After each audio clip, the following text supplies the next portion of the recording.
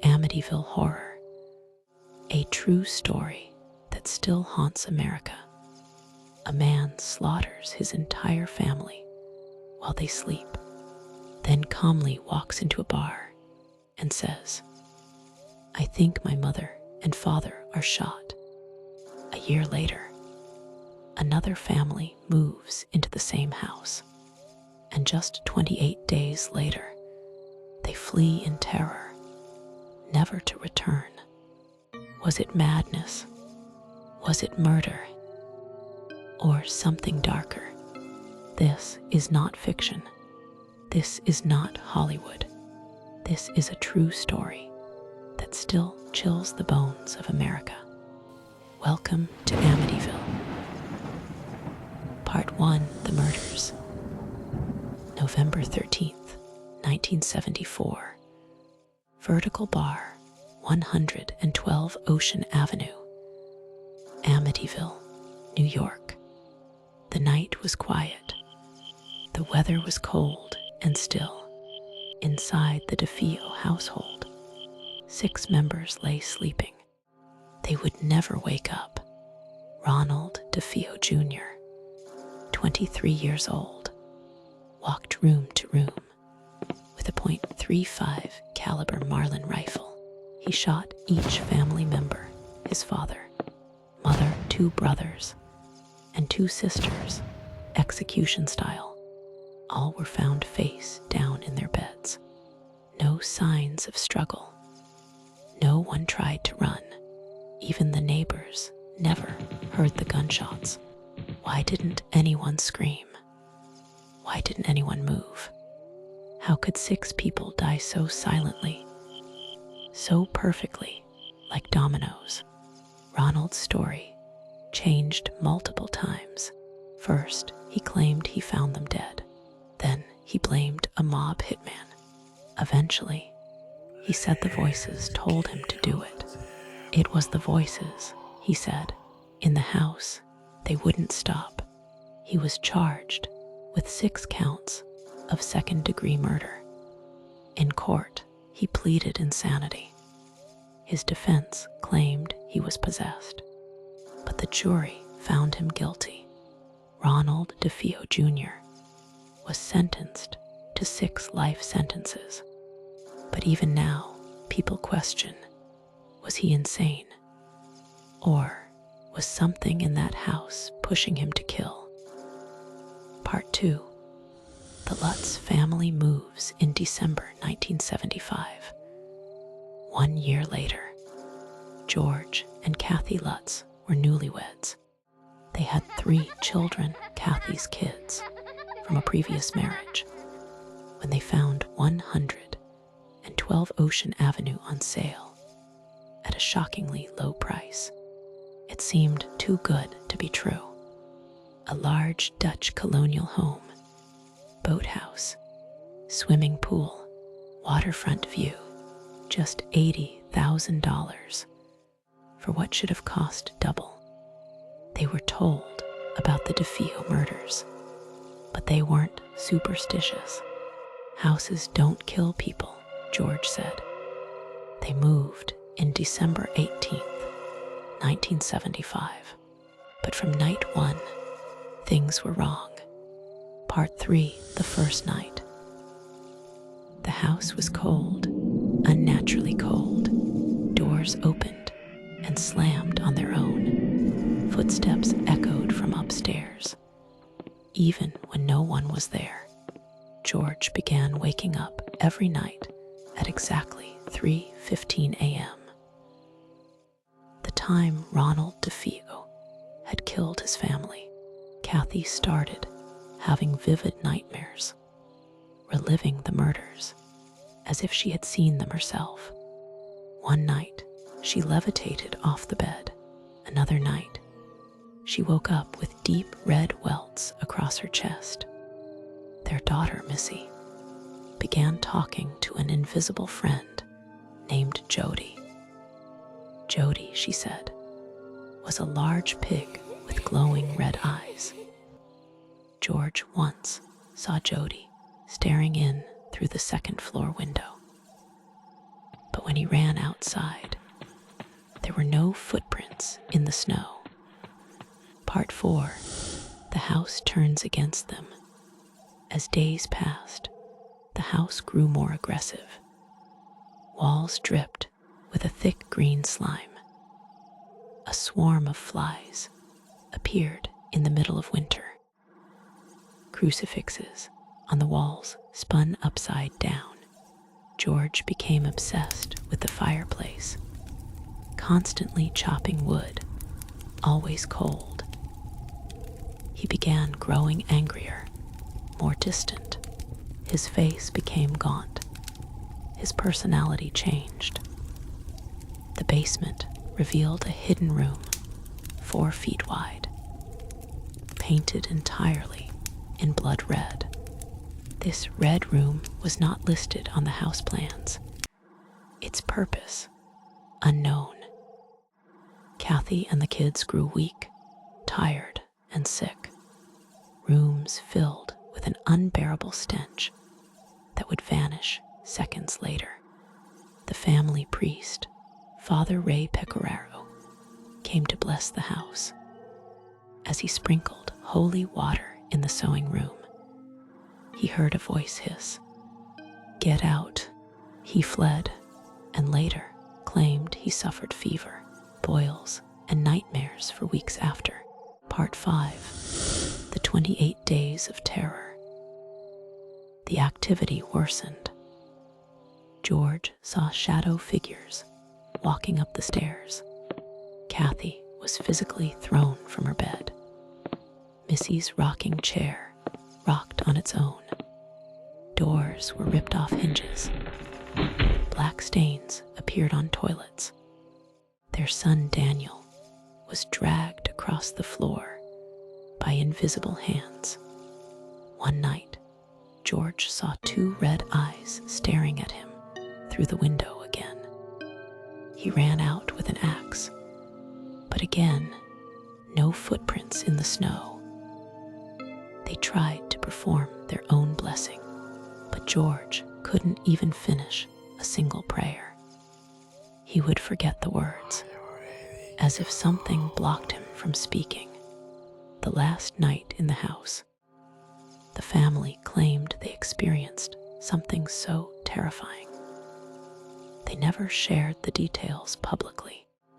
They simply ran, left all belongings behind, never returned. Part 6. The investigation begins. News of the haunting exploded. Skeptics said it was a hoax, a publicity stunt to get out of a mortgage. But paranormal investigators Ede and Lorraine Warren, famous for their work with hauntings, stepped in. Lorraine Warren entered the home and claimed to feel an overwhelming evil. "There is a demonic presence here," she said, "and it has latched on to the family." She even said, "The presence in that house followed me home." A team of psychics, priests, and parapsychologists examined the house. One took a now infamous infrared photograph in the hallway. It showed what appeared to be a small boy peeking out from a bedroom doorway with glowing eyes. But no children were present at the time. Part 7. Truth, Lies, or something in between. The Lutz family never returned. They told their story in a book co-written with author Jay Anson, which became a bestseller. A movie followed in 1979, The Amityville Horror, and many more after. Some accused them of fabricating the story. Even a lawyer who once represented DeFeo claimed they made it all up during a night of drinking. But George and Kathy Lutz always stuck to their story.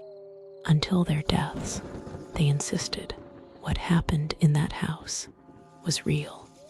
The house has changed owners multiple times, The address has even been altered to discourage visitors, but locals still whisper, neighbors still talk of strange sounds, sudden shadows, and lights flickering in the house, and the house itself still stands, silent, waiting.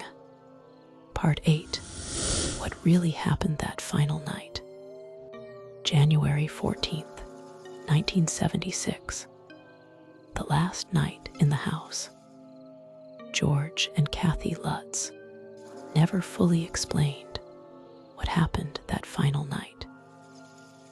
In interviews, they said it was too disturbing, and that even thinking about it triggered trauma. But over the years, fragments of the final night surfaced. George claimed that he awoke to the sound of a marching band echoing through the house. When he reached the living room, the furniture was levitating. Chairs floated midair. The chandelier swung on its own. He heard growling from beneath the floorboards. Kathy later told a paranormal researcher she saw a dark figure hovering above their bed, its face morphing into grotesque, demonic shapes. The children screamed from their rooms, all at once, and then silence, complete, crushing silence. The family gathered in one room, terrified. George held a crucifix in his hand, reciting a prayer he could barely remember. "We're not staying another night," he told Kathy. They didn't even pack. They fled the house at 5:30 a.m. They left their clothes, food in the fridge, and money on the table. They never went back. Part 9. The aftermath. Living with the trauma. Post-Amityville years. After leaving the house, the Lutz family moved to California, trying to rebuild their lives, but they claimed the presence followed them. George said he would still wake up at 3:15 a.m. Kathy had recurring nightmares. The children became withdrawn and fearful. Paranormal researchers warned, if something attached to you in that house, it may not have stayed behind. The trauma affected their marriage. George and Kathy eventually separated. They both continued to give interviews, but they avoided the spotlight more and more. George once said, "People want us to say it was fake, but living through it, you wouldn't wish it on anyone." Part 10. Theories. Paranormal or hoax. For decades, people have argued about the truth of the Amityville story. Here are the leading theories. Theory 1. Shared delusion, mass hysteria. Some psychologists suggest the Lutzes suffered shared delusions, particularly George, who was deeply interested in the occult. Did his obsession create fear that spread through the whole family? Theory 2. A hoax for profit. Critics point to the book deal, the movie rights, the sudden fame. William Weber, Ronald DeFeo's former attorney, later claimed he helped the Lutzes invent the story over wine and dinner to make money. But George denied it. "We never made millions. That's a lie. We told the truth. We lived through hell for 28 days. Theory 3. Real paranormal activity. Many believe something truly evil lived in the house. Even skeptics find it hard to explain the lack of struggle in the DeFeo Murders. The hidden red room, the photograph of the ghost boy, the physical effects on the priest. Lorraine Warren stood by the Lutzes for the rest of her life. There was evil in that house, and it doesn't care if you believe in it or not. Part 11. Amityville today, 112 Ocean Avenue. The house that refuses to sleep. The house still stands in Amityville, New York. Its address was changed, the windows remodeled, but people still drive by. Some knock on the door. Others just stare, hoping to feel something. Several families have lived there since. Most say they experienced nothing unusual, but one owner confessed they heard footsteps at night and their dog would bark at empty corners. Others report feelings of being watched, sudden illness, or nightmares after visiting. Tourists have left flowers, holy medals, and crucifixes at the gate. Some say they see faces in the upstairs windows, but when they look again, the window is empty. Part 12. The legacy that refuses to die. The story of Amityville refuses to be forgotten. 17 movies have been made, including the famous 1979 classic and the 2005 remake starring Ryan Reynolds. Countless documentaries, podcasts, and books revisit the haunting every year. It inspired an entire genre of horror. The haunted house with a history. Even the Warrens' involvement helped launch the Conjuring universe, including Annabelle and the Conjuring series. Amityville is no longer just a location. It is a symbol of terror, mystery, and the dark side of the American dream. Final ending, reflective, haunting close narrator. Maybe it was a hoax. Maybe it was mass hysteria. Or maybe the house was never empty, just waiting for another family, another cold winter, another night at 3:15 a.m. They say houses can't remember, but some refuse to forget. Thanks for watching. If you made it to the end, you're brave. Or maybe you're just next. Like, share, and subscribe for more true horror stories. Comment below. Which haunting should we uncover next? We'll be watching, just like the house.